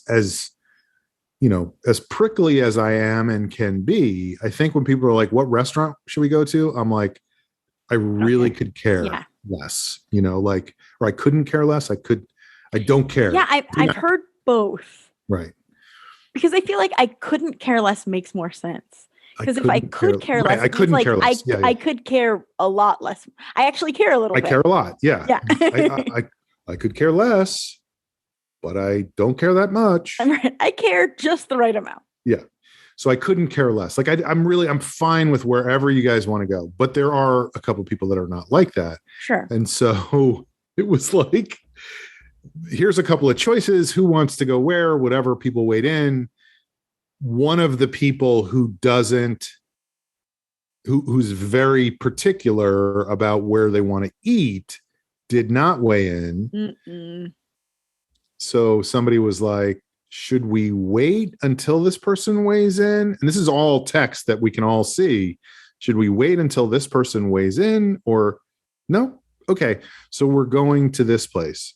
Then the other person weighs in and goes, I just wanted to wait until the dust was settled. So that's cool. We'll go there.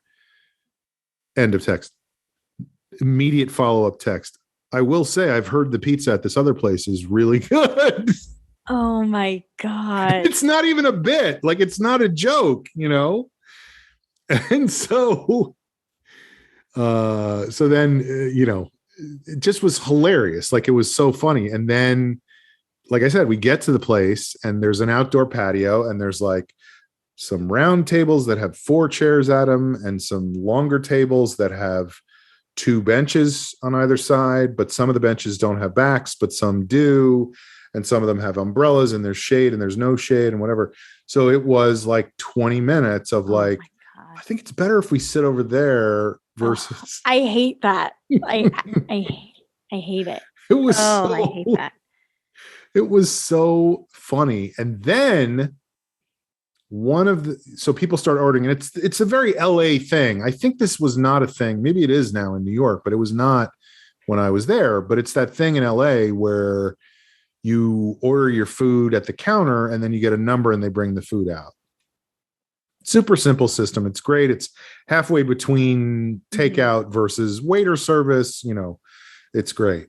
There is like a little bit of panic if you have already ordered and you can't find a table. There, like that causes anxiety. Right. But this was not a problem here. Like it was probably only half full. Like it was not which was one of the reasons it took so long to figure out where to sit, because we had so many options, So if there's so many options, you're not going to just go, let's do the first option. You're going to go, well, so anyway, one of the people says, this is what I want. Somebody order for me. Great. I'll sit at the table. Goes and sits at the table. The person who's going to order from him is in front of me and is a bit of a particular orderer. So he's ordering for himself and for this other person. And I'm making fun of him the whole time because he's like, now I know those eggs are supposed to come scrambled, but could I get them over medium, not too hard and not too soft, but just medium? And then I would like the lox, not on the potatoes, but very much on the side of the potatoes. And then I also want a half order of the French toast in addition to the other thing I'm getting. And then also so this is your dessert case. How about this? Like, it just was like it took 10 minutes to just order. So I'm making fun of him behind his back, but then, to his face, but behind his back. Right. But then I'm not paying attention anymore. And I had been listening to what the other guy wanted. And I was like, that's what I want too. Basically chicken and waffles. And so I get up there and I'm like, yeah, I'll have chicken and waffles, whatever. Go back and sit down. They start bringing out the food. They bring out this person's order, this person's order, this person's order, this person's order. I don't get my food. And I'm like, okay, I'm not like you would think that I'd be like, where the fuck is my food? Because that's how I come across all the time on this show. But I'm like, it'll get here when it gets here. It's fine. And people are like, are you going to go in and find out if they have your food? And I was like, no, they probably only have one chicken and waffles oven. And they made another order and another order because two people had it. And then they're probably cooking mine now and they don't want to overload the chicken and waffles oven. So finally, the guy who was in front of me who ordered all the stuff is like, let me go in and find out. Goes in. Turns out he never placed the order for the other guy that he was supposed to order food for. So that guy was eating my food and had never gotten his own order in.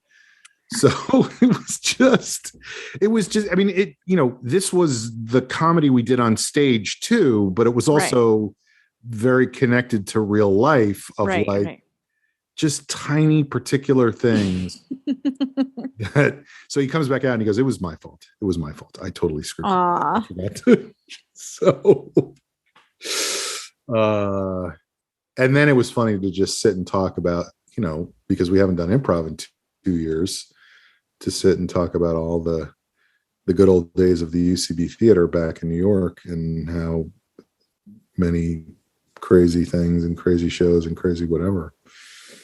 So it was nice. I just was very glad to see them and spend time with them. And I felt very fortunate, Yeah. So that's my parting shot is I felt fortunate. Oh, I Jamie. love it. My parting shot is I went to a Dodgers game on Tuesday, but these were tickets I got from work. I guess anyway, it doesn't matter, but they you were work at NBC, correct? So I'm assuming they were good tickets. They were pretty good. Yeah. they were corporations do all right. They were better than I've ever had. They weren't like Mary Hart seats, but I could see Mary Hart. Could you see her legs? No. I was like a story above Mary Hart. I wasn't even on the same level. But I could see into the dugout. Like it was cool. And because guys just spitting sunflower seed shells out. And because they were free tickets, we went ahead and, because it was a Tuesday, we'd have to go right from work. And we live close enough that there's been times that we've walked all the way to Dodger Stadium, but it does take some time. How far of a walk is that? It's a little over, it's like, I want to say 2 miles. So it's a good walk. Yeah, it's a good walk. But like, if you have the time, you could kind of make it a bar crawl. It could be a good time. The parking at Dodger Stadium is such a nightmare. Yeah. It's almost worth it to not. Yeah. But we're getting older. I know you're going to laugh at me even saying that. And we had to work, until 6:30, and the game's at 7. So we don't have hours upon hours to get there. So Jeff went ahead and splurged and got the premium parking pass. Juju. Oh my God. Turns out you can buy happiness. Because the whole, and it's worth it. It's crazy. I have no idea how much it costs. I don't know if we'll ever do it again.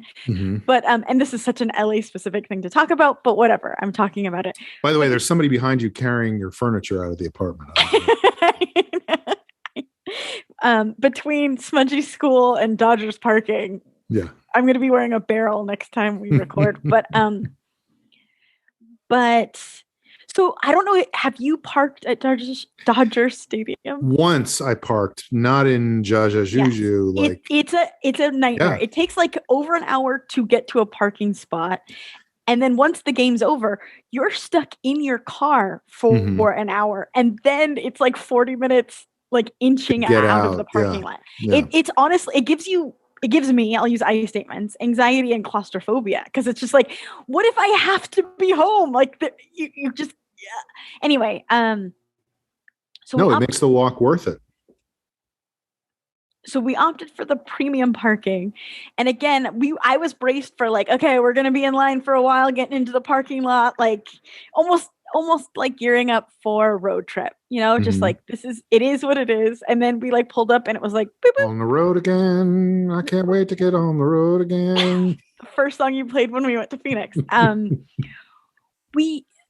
We pull up. I mean, there's some traffic because there's just traffic getting to Dodger Stadium. But then they're like, oh, you have that pass? And they like sent us another way. And then we parked almost immediately. And I was like, oh, okay. That was very easy. And we were very close to the stadium. And then the game was great. I will say it might be the corporate tickets of it all, but the guys behind us for the first few innings, at least, it felt like a sketch. It felt like they were purposely fucking with us because they were talking so loudly, like projecting so loudly about crypto, about running for president, about going to space, like about like if you were to do a Family Feud, like obnoxious guy topics, like that's the category. They hit them all. Like it was wild. I just picture you turning around and they all have their shirts off and each one of them has a letter that spells out douchebag. Right. It was wild. And it was one of those things that I think I'm pretty sensitive to the conversations around me. I'm a snoop. I'll say, like, it's not a positive thing, but it's the Columbo detective thing. Like I just pick up on what people are talking about and I try to like make connections of what they mean. In this scenario, I was like, I just want to enjoy the game. I am not going to do that. I'm going to be present at the game and with the people I'm with. Mm-hmm. These guys were talking so loudly that I was like, I'm trying not to hear you. And you're penetrating. And it was funny because I kept like making eye contact with Jeff, like these guys, right? And he was like, what? And I'm like, I don't want to say it out loud, but it feels obvious.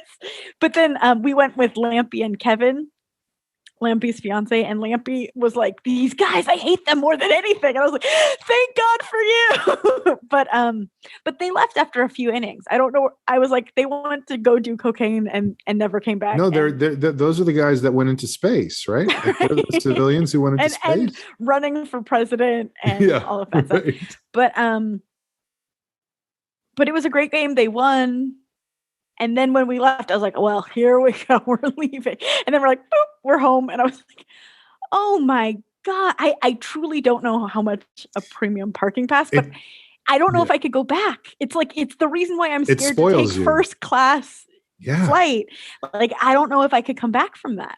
It's wild to see how the other side of things works, because first of all, you're like, this is great. And then second of all, like you said, you're just like, how the fuck did I deal with this when I wasn't doing this? Torture. Yeah. Like, I don't know if I ever want to do this again. Right. I've told this story before, but speaking of the Swarm, years ago, I took Andy Secunda from the Swarm to a football game at Giant Stadium. We have season tickets, amazing season tickets to the Giants in New York, and I am bummed out every year that the schedule doesn't line up, that I can't go. Although it's, I only would go once a year for exactly the reasons that you're talking about, that it's a nightmare to get in and get out. And, it's like fun, but is it worth it? Fun? And then also, like you were saying, the people around you sometimes are a fucking nightmare. But that's exactly what happened with Andy and myself. Was there was a guy right in front of us who was not he was a very different kind of guy from what you're talking about. He was very like, hey, come on, motherfuckers, do your fucking job. Let's go, you fucking assholes. Like screaming at the refs. And Andy and I were exchanging looks. And at some point, this guy became very aware of the fact that we did not care for him. But that's my nightmare. That is my nightmare. But he knew that he was in the wrong, because he never stopped, but he was like, do your fucking jobs, ref, do your jobs. And then he just turned around to Andy. No. He turned around to Andy. He goes, hey, look, I'm a fucking garbage man in Staten Island. This is all I have. Look, I'm an Eddie Pepitone character. He really was. And then that was the last game of the season. They were playing, I still remember, they were playing the Carolina Panthers. And if the Giants won the game, they would make the wild card slot and get into the playoffs. And they did. And people were so fucking happy and excited. And this guy turns around and takes Andy's hat off his head and just starts rubbing his head. And then puts it back and hugs him. I love it. It was so, and Andy's like didn't know how to deal. Oh, it was so great. But you're right. It does kind of make you go, I don't want to do it anymore unless I get to do all the rich people stuff, God damn it. But here we are back in the proletariat, what else? Parting shots. I think we did it. I think we did it. I think we want to leave on a high note. I agree. Let's leave on a high note. No. It's so high you can't hear it. The plate glass window behind me shatters. Through the earphones, it goes into It's high. Yeah. Folks, this has been The Long Shot. Please give us a 5-star review on Netflix. No, iTunes. And send us Apple Podcasts. Apple Podcasts. Oh, right. It's been it's about not iTunes 10 anymore. Years. Jesus Christ. What a dumb motherfucker. No, that's not what I was doing. please enjoy our cassette tapes of our show.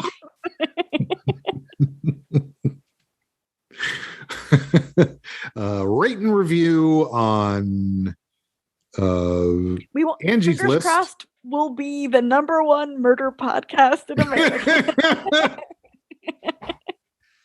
I just think I want to see, this is my next thing, is I want to go out and see if I can find like some 3-episode podcast from 4 years ago about a thing that happened in Indiana. Yeah, that was like, did she fall off the roof by accident? Oh, or was there somebody? Yeah. Definitively, yes, she did. So it looks like they found that there was a slippery substance on the roof tiles. Footage, the whole thing. Yeah. So that's the end of our show, guys. We'll see you later. I hope it works out better next time. So good. All right. We will see you next time on The Long Shot. Bye. Happy birthday, Peter Falk. Bye-bye. And congrats on your new 50 years ago 3rd pilot season episodes. All right. Good job, Steve Spielberg. You're going to make it. I know you're going to make it. Bye-bye. I'm going to stop it. Yeah. Okay. But I swear my anger is not livid enough, and my memories are not vivid enough, and my nerves are not timid enough, and you are not forgiving enough, and I'm not nearly living enough to make any of this seem worthwhile.